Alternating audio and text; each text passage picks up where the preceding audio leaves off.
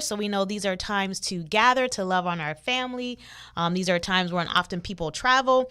But focusing on the month of October, I could not neglect the fact that October is Breast Cancer Awareness Month. I personally, just like you, know many people in my family, in my community, in my sister circle, in my friendship circles that have been impacted by breast cancer. So I definitely wanted to share my story with you. This is a time to reflect, and we are reflecting on those that survived and also reflecting on those that may have not survived battling this horrible disease. Personally, my mom has had breast cancer twice. Unfortunately, cancer is something that runs on my mother's side of the family at a very young age, around age 4 or 5. She actually lost her mother to cancer, so my grandmother. And when my mother hit 50, she was diagnosed with stage 3 breast cancer in the right breast, and then again a few years later she was diagnosed with stage 2 breast cancer.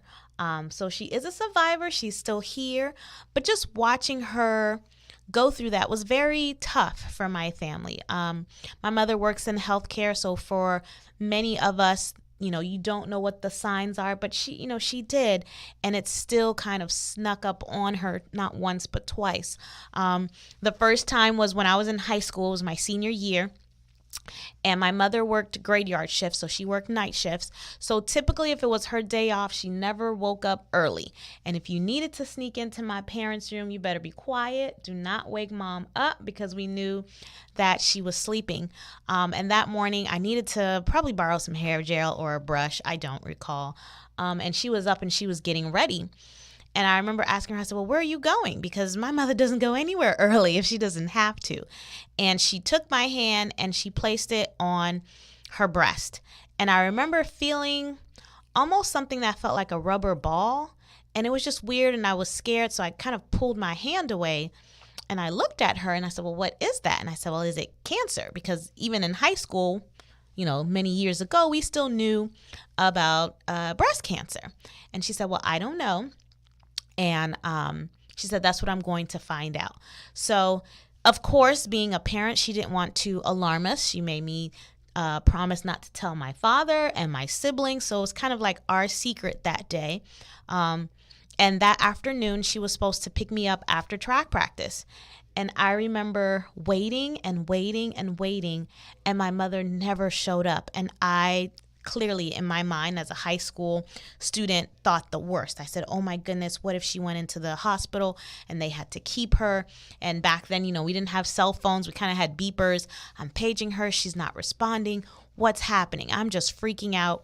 My track coach took me home that day, and I saw the car, so there was some relief when I got home. And she was home. She fell asleep, and that's why she did not come and pick me up. But again, I wanted to focus on beyond the pink ribbon, beyond the pastel sea. Many of us do the breast cancer awareness walk or march, or we donate. But this is really a month to offer reasons to celebrate and reasons to reflect those that we have lost. Nowadays, many women are aware of breast cancer, the early signs. There are still a few that are unaware, but every month after your monthly cycle, you should definitely do a self-examination on yourself. And it's a way of allowing you to be more aware of your normal breast tissue. And this is not only something for women. Men also get breast cancer, and the numbers are actually increasing in men also. So every month after your cycle, whether you're laying flat on a bed or you're in the shower, you want to raise one arm and then start from your armpit and just do small circles, feeling all the way down, all around your breast tissue, making sure that we're getting under and on the sides and on top and into the armpit. You also want to make sure that if you're squeezing the areola, that there is no discharge that is coming out. That's also a big tell-all. If you're noticing that one of your areolas looks different than the other, that's also a sign for you to make an appointment to have a conversation with your OBGYN or with your primary care provider. But looking at the numbers, because I love my stats and I love my numbers. years ago, probably like 1970s, breast cancer in women would be 1 to every 11. And again, you would think now with all of the knowledge, all of the warning signs, all of the self-examinations, all of the treatment options, the second opinion options, that we would be better prepared. But the number has only gone from 1 in every 11 to 1 in every 8. That's not a big enough change. And as many of you may sit back and reflect, we all can think of someone who has fought breast cancer and hopefully they've won, but we also know many of those who have fought breast cancer and not won. And the treatments are very, very intense and rough. They're rough on you physically, and they're also rough on you and your family emotionally. I know for us, watching my mom go through that, it made such a huge cloud on our family's finances, on our family's just state of happiness, our social interaction. My mom didn't want to be around others because, one, she didn't like how she looked, she wasn't feeling well, and she also didn't want her immune system to be compromised during each chemo session that she was doing. So we kind of stayed to ourselves. We changed how we ate. I will never forget my father and I one day snuck out to Burger King and we ate some Whoppers. And he was like, eat it in the car because we know when we get home, we can't let mom see. The entire family changed their diet because of what my mother was going through. We made sure that we ate things that were better for her nervous system. We ate more vegetables. We did eat fruits, but we ate fruits that were low in sugar because, as we know, cancer cells feed on sugar. And we ate lots of fish, so things that had high fats, high omegas to just help my mother's to help my mother's immune system, okay? So going over the stats, and again, we talked about 1 in 8. However, according to the CDC, breast cancer is only 5% inheritance-based disease. And what that means is, even for someone like myself, as you heard me state earlier, my mother's side cancer is common in her family. And many of us, whether it's diabetes, whether it's high cholesterol, whether it's high blood pressure, we kind of hide behind the excuse of this runs in my family. And so when these illnesses present themselves, we just kind of accept it as, oh, well, it was going to happen because it runs in my family. And what research is showing is that it doesn't necessarily run in your family. However, the habits run in our family, right? So if you're used to seeing your mom cook in a cast iron, you're going to cook in a cast iron. If you're used to adding 1.5 cups of hot water and sugar when you're making certain drinks and Kool-Aids and tea, you're going to do the same thing as well. And these are all things that have carcinogens in them. These are all things that feed cancer cells. We all have cancer cells in our bodies. However, our body is designed to kill them. What happens, though, for many of us, as we continue to live lifestyles that were passed on or have unhealthy habits, we start to feed these cancer cells. We start to put more things into our body that promote an unhealthy environment for our healthy cells. And they actually help the cells that are, the cells that are unhealthy, such as cancer cells, okay? So this other 95%, is up to us. And that's a beautiful thing, right? So for someone like me who may have been told, well, someone in your family is going to have it because it runs in your family, I now know better. That means I can also do better because now I know that only 5% of it is genetics and 95% of it is lifestyle. So especially during this last quarter, this is when most of us cheat. This is when most of us fall off our diet. This is when most of us are staying up late. We're not working out. We're eating things that we normally don't eat. We're eating out more and we're making unhealthy choices during these last 3 months. This is when our immune system is mostly under attack, right? So during these last 3 months, we have to have a game plan. Now, for non-Hispanic white women, have been rated a breast cancer incidence compared to African American women have a higher incident rate, especially before the age of 40. So oftentimes we used to think breast cancer affected those that were 50 and above. Even for my mother, first time she had breast cancer, she was of the age 50 and above. But nowadays we are seeing more and more of those that are in their 20s, in their 30s, finding out that they have breast cancer. Some of them are doing a double mastectomy, having all their mammaries removed. Some of them are undergoing lighter, less invasive treatments, but it's still the environment. And there's a big word that I don't take for granted at all, and that's often when people say, I am a breast cancer survivor. That's not a title that stops the minute you ring the bell. That is something that you have to fight for the rest of your life to maintain the status of being a survivor. For someone like my mother, during the time that she was ill, she did very well at following the dietitian instructions for her, trying to live a healthier lifestyle. But after she was done, she gradually kind of fell back into some of her unhealthy habits, which unfortunately affected her nervous system, which unfortunately reopened up the Pandora's box of an environment that cultivated unhealthy cells. It's very important, especially for breast cancer, because breast cancer is actually one of the most how can I say this? It's one of the cancers that travels the most in your body. And what that means is, especially when your lymph nodes, which are directly under your armpits, cancer cells can often go inside of your lymph nodes and kind of use your lymph nodes as a vehicle to travel to other parts of your body. That's how someone can have breast cancer and a few years later it pops up and they have liver cancer or intestinal cancer. Because those cells have left that breast tissue, they travel through your lymph nodes and they appear in a different organ. So to be a survivor, this is something that we must daily fight to maintain. It's kind of like someone saying, I am a reformed alcoholic. Well, that means that you have to daily make choices to remain a reformed alcoholic. Now, the most significant risk factor for breast cancer are being female and your age, right? So we talked about that. Now, women who gradually get screened, and it does not necessarily have to be a mammogram. It can be a self-examination. It can be a thermal scan. A thermal scan actually helps detect breast cancer tissues a lot faster and earlier than a mammogram. There are certain places here in Central Florida where you can get a thermal scan done, and that is actually more preferred because it is non-invasive.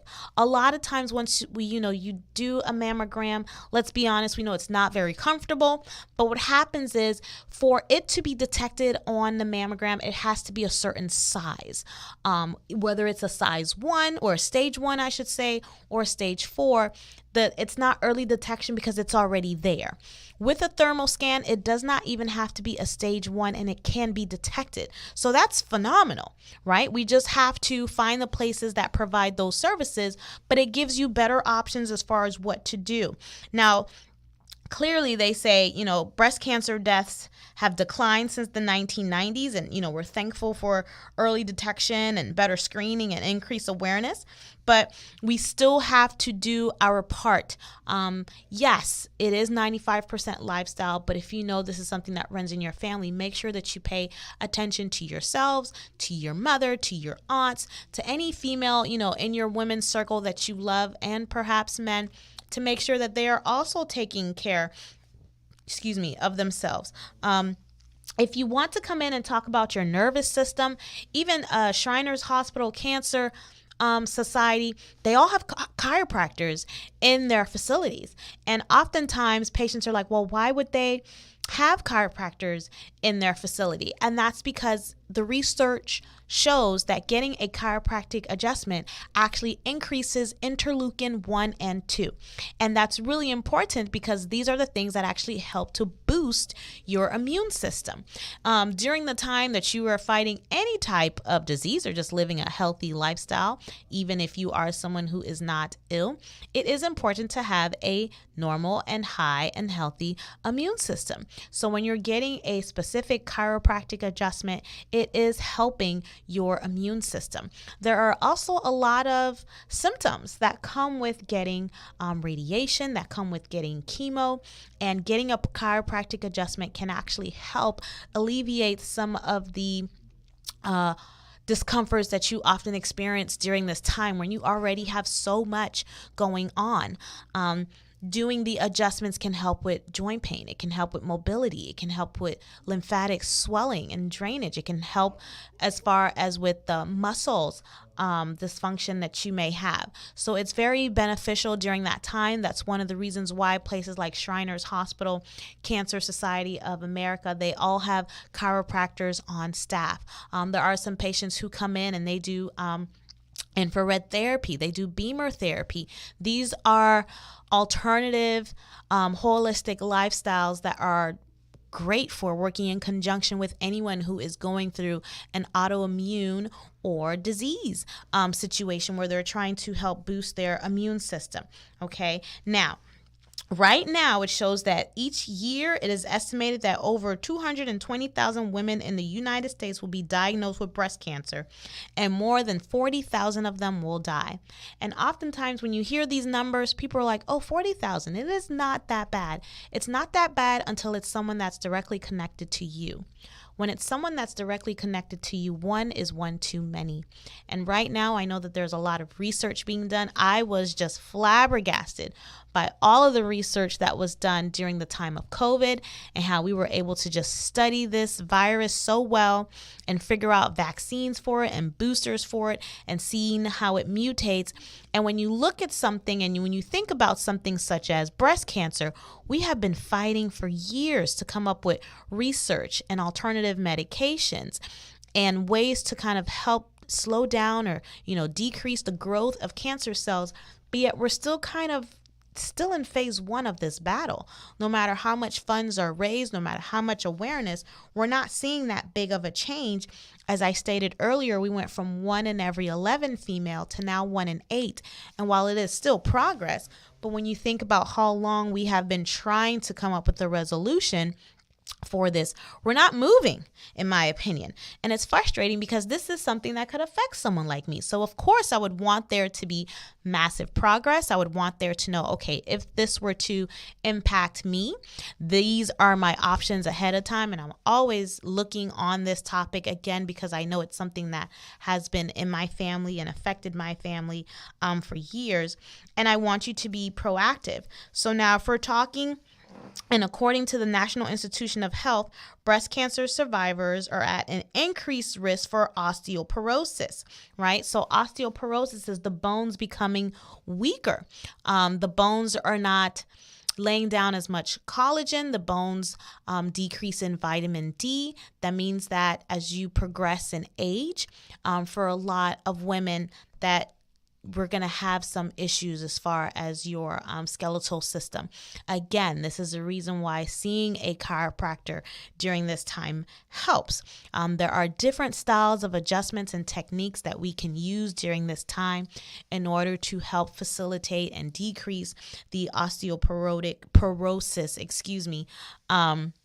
changes that may occur in your spine. Things like exercising reduce breast cancer. Ladies, so sometimes even if it's just a walk, doing a Zumba class, dancing around in the house, any type of cardio, doing housework, these are all things that help reduce that risk. It might seem so minor, but it can make a huge difference. You also want to make sure that estrogen has a productive effect on your bones. So things that are reducing estrogen levels can trigger bone loss. So you also want to make sure that different things that you're doing in your body can help maintain your estrogen count. All of these things can always be found on the CDC guideline, the National Cancer Society hotline, and of course the breast cancer hotline, but you can always talk to, like I stated, your primary care provider. You can always have that conversation with your OBGYN. By all means, you're always welcome to call, Facebook message, Instagram. We definitely get messages at times on Instagram of patients inquiring different health issues and topics. You're more than welcome to always contact us, as we would love to be your healthcare provider, one of your resources in the community. If you do have questions, you're more than welcome to call the office. The number to the office is 407-614-4441. Once again, that phone number is 407-614-4441. I hope that you all get the information that's out there during this time. There are plenty of areas in the community, especially this month, that will be doing women's screenings and health screenings. So make sure that you're paying close attention to these areas. As we find them, we're going to be posting them on our page as resources for you. I know that there's a lot going on, especially adding to the hurricane drama. And again, now we're going into the holiday season. But like I stated before, 40,000 women die of breast cancer. And to me, one is too many, especially if it's someone that's directly linked to you. And I know sometimes we have good intentions, but life gets in the way. So let's all hold each other accountable. Once again, the number to the office is 407-614-4441. I hope that you all have an amazing month. Stay safe, and I look forward to speaking with you soon. Bye. I don't know what you're going through, but we stopped by to tell you that what's in front of you is bigger than what's behind you. Your destiny, your promise, your future. You might as well shout before you get it, because God